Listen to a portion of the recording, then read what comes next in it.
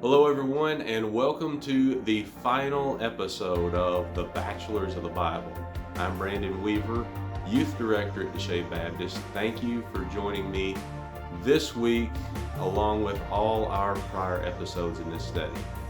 Now, during this series, we have focused on life and dating and romance and tried to learn from all three of these things how we can apply them in our lives to make good, godly decisions in all three of these areas of our life. Last week we started looking at the story of Ruth and Boaz. We're going to see how life, dating, and romance all convenes in this story of Ruth and Boaz as we focus in this week on what God does for them. Now, last week we focused mainly on the Moabite Ruth, who chose to forsake her gods and her homeland after losing her Jewish husband at a young age. Instead, she chose to follow the God of Israel and stay with a fellow widow that just so happened to also be her now former mother-in-law, Naomi. And Naomi has decided that now, after the loss of her husband 10 years ago and the loss of both of her sons, she is now going to go back to Israel, actually to the land of Judah, her home, and hit the reset button of life. Orpah, Naomi's other daughter-in-law, decides she's going to stay there in Moab, but Ruth is going to go with Naomi, even though Naomi has said, you should stay here. Ruth is going to have nothing of it and goes with Naomi back to Judah. And Ruth is going to prove her character to those in her new homeland by just how well she takes care of Naomi. And this is going to include going out to the fields and harvesting the grain, bringing it back home where they're going to be able to either use it for themselves for food or to sell it to be able to meet some of their other needs that they have. Now, unbeknownst to Ruth, God leads her to a field to harvest in that is owned by a man named Boaz. Boaz is an Israelite that is related to Naomi by way of her deceased husband Elimelech, which will actually make Boaz what they would call a kinsman redeemer. And Boaz has learned of everything that Ruth has done for Naomi.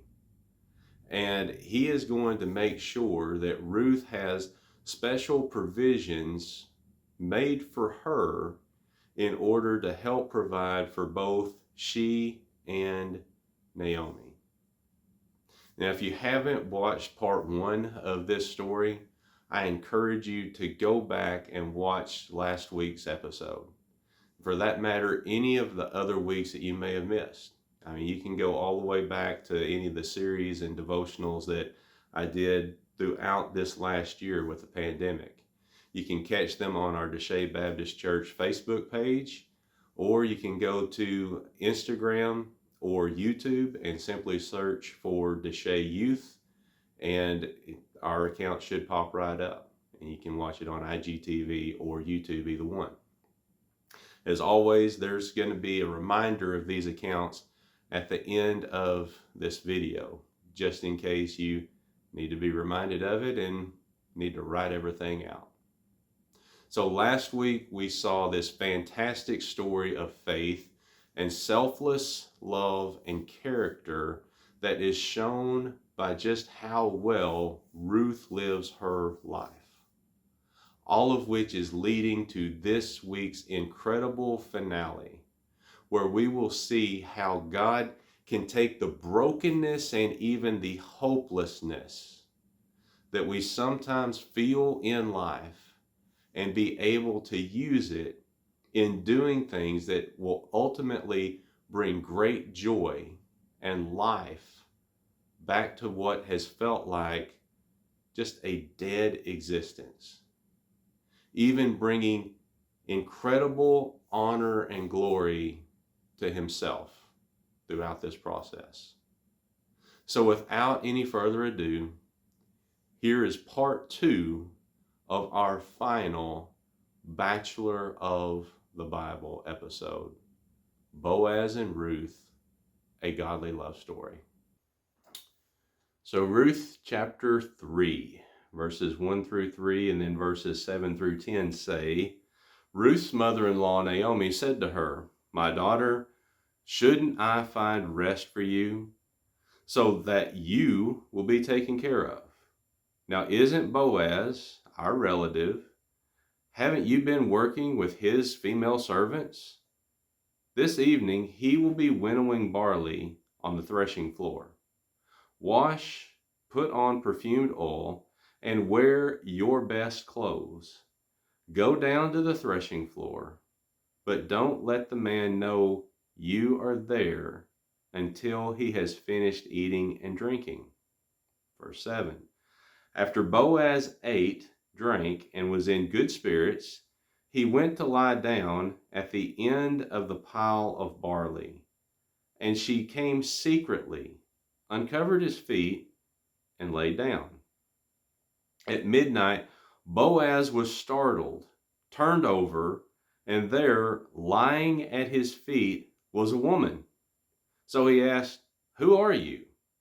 "I am Ruth, your servant," she replied. "Take me under your wing, for you are a family redeemer." Then he said, "May the Lord bless you, my daughter. You have shown more kindness now than before, because you have not pursued younger men, whether rich or poor." It's the end of the harvest season, and Naomi has finally decided that it is time for her to play matchmaker. And she believes that Boaz is the kinsman redeemer, that there is no one else ahead of Boaz. And so she tells Ruth that it's time for her to see if Boaz would be willing to act upon this opportunity. And so Naomi looks at Ruth and tells her, "I want you to go and get cleaned up. I want you to get dressed up. I want you to put on your finest clothes, put on the best perfume that you have. And then you're going to go down to the threshing floor." Of all places, that's an odd spot, but she knew that because it was the end of the harvest season, Boaz was going to be working by himself, trying to get all the crops taken care of and put away. He's working late to be able to do that. And so this would be a perfect time for Ruth to be able to go without drawing any attention to herself. And if she gets rejected, she gets rejected. But if not, then, they can quietly kind of make this happen. And so Ruth does exactly what Naomi tells her to do. And she says everything exactly the way that Naomi tells her to say it.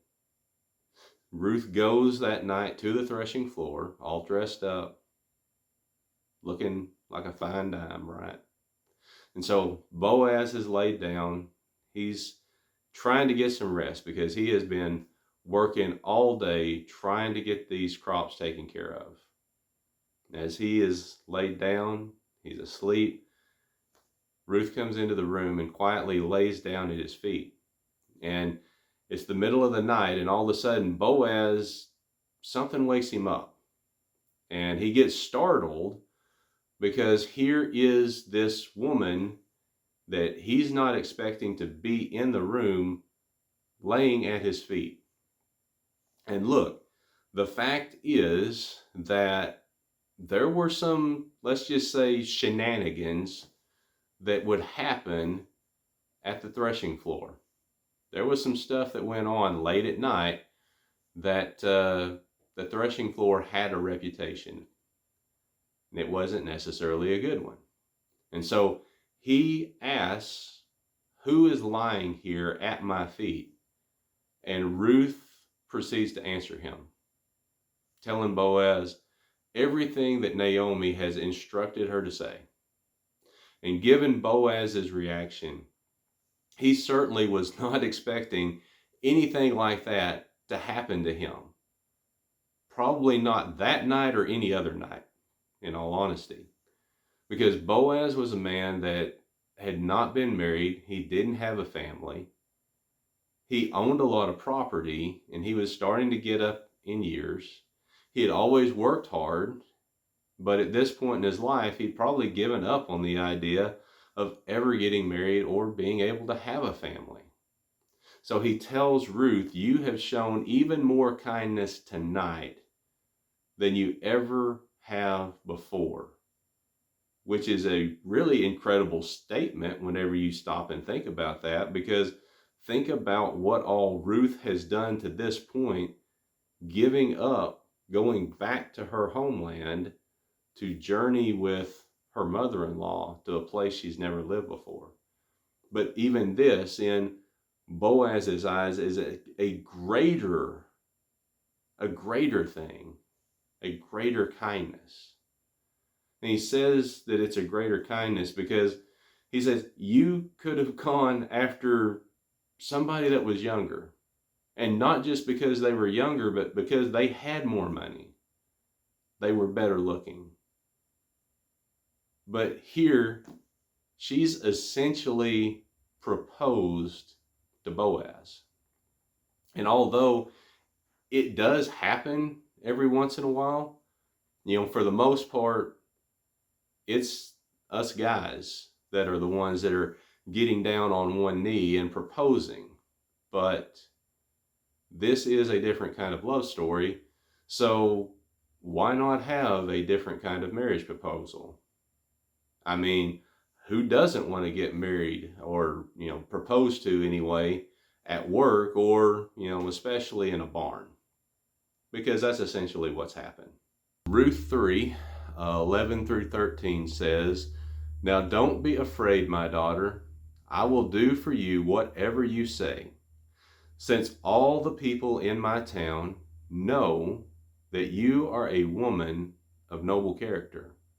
Yes, it is true that I am a family redeemer, but there is a redeemer closer than I am. Stay here tonight, and in the morning, if he wants to redeem you, that's good. Let him redeem you. But if he doesn't want to redeem you, as the Lord lives, I will. Now lay down until morning. There's a catch. There's always a catch, right? When it comes to love or dating or relationships, it always seems like at some point there's a catch, an obstacle, something that is in the way of this actually working out. And for here, what we see is Boaz is a kinsman redeemer. However, he is not first in line because there was a certain order that had to be followed. And unfortunately for Boaz, he was actually number 2 rather than number 1.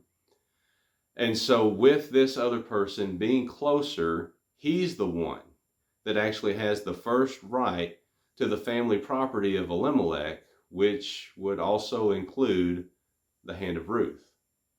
And Boaz, being the man of character that he isn't going to just jump ahead in line and try to do something that he really couldn't do in the first place.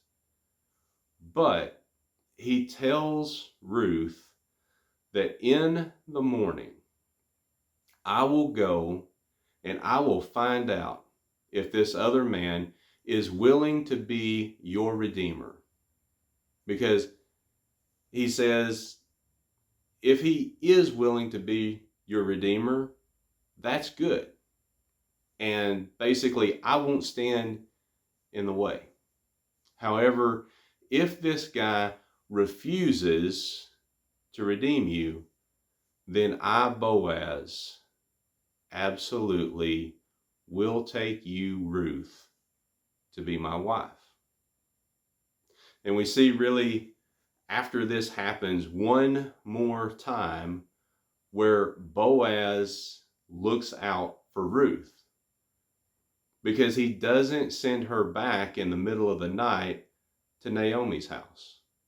Rather, he keeps Ruth with him there at the threshing floor until the morning light, so that she could make it back home safely, again, watching out for her, protecting her.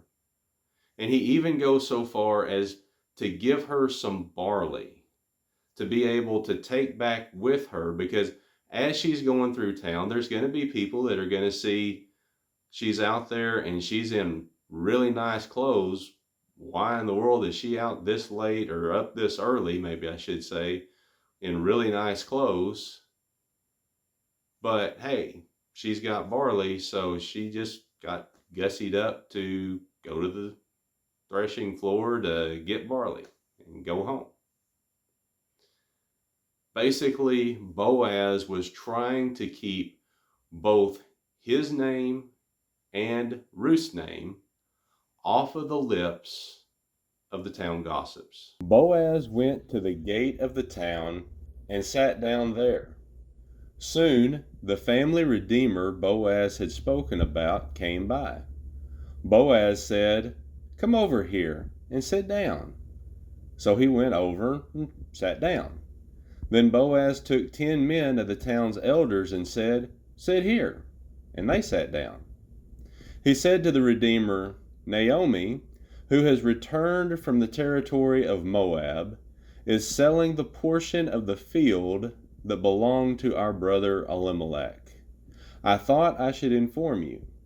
Buy it back in the presence of these seated here, and in the presence of the elders of my people. If you want to redeem it, do it. But if you do not want to redeem it, tell me so that I will know, because there isn't anyone other than you to redeem it, and I am next after you." "I want to redeem it," he answered. Boaz, being a man of his word, that morning he goes to the city gate, and this is where all of the men from town would gather every day, and they would discuss either the news of the day or any action that needed to be taken, inside of the city.